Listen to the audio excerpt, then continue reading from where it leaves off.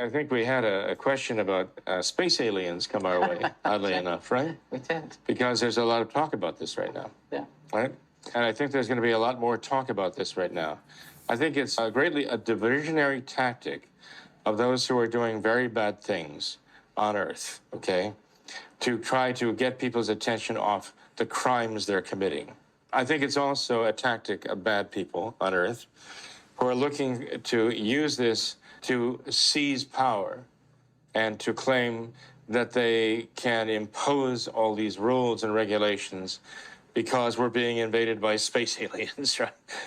I think it's another thing to destabilize people's minds and to destabilize their societies by destabilizing their minds, by all this talk about space aliens. The whole concept of space aliens elsewhere in the universe and invading the Earth, I believe, is contrary to what we know, the truth of the Gospels, that this imposes so many challenges and problems to what is revealed to us in sacred scripture and in sacred tradition by our Lord Jesus Christ, by the Holy Ghost, that I think it is out of the question that there is such a thing.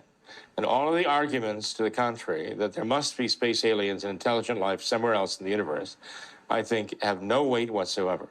I think they can be easily answered. All of the arguments about this. It's all based upon the idea of evolution anyway.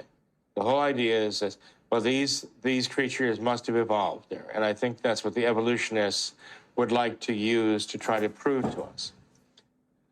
But the space alien adventure that is coming, and I think it's coming soon, actually got its big impetus from a Satanist, occultist, the man who called himself the wickedest man alive.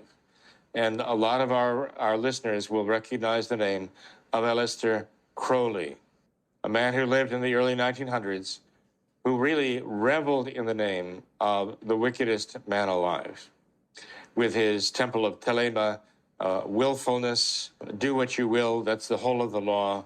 He was a Satanist, he was an occultist, and a founder of the occult temples, a Freemason mixed up with the Freemasons. Actually, that's where he seemed to get his start.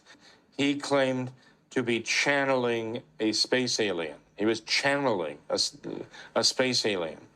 He even drew his picture, called him Lam, L-A-M. We're talking about the early 1900s now. And if you look at Aleister Crowley's picture of Lam, you see the modern-day space alien. These were demonic beings that he was in touch with. He was trying at one point to channel his own guardian angel, but in order to channel his own guardian angel, he had to invoke the 12 demonic spirits of this and the demonic spirits of that. The man was truly a deranged occultist, a Satanist.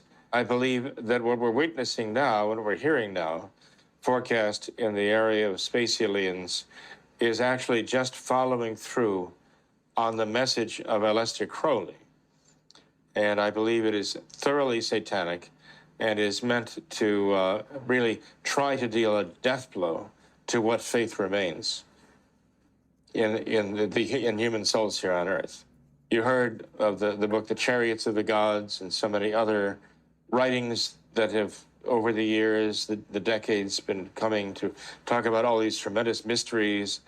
And there are some very mysterious things. I understand that. I also realize that they can be demonic in origin, and they can have a demonic explanation, or even a non-preternatural ordinary, just the interpretation of these things on our part is skewed, wrong, maybe self-serving, to try to push a certain point of view. But I just want people to be very careful about falling into this trap of believing in the space alien thing.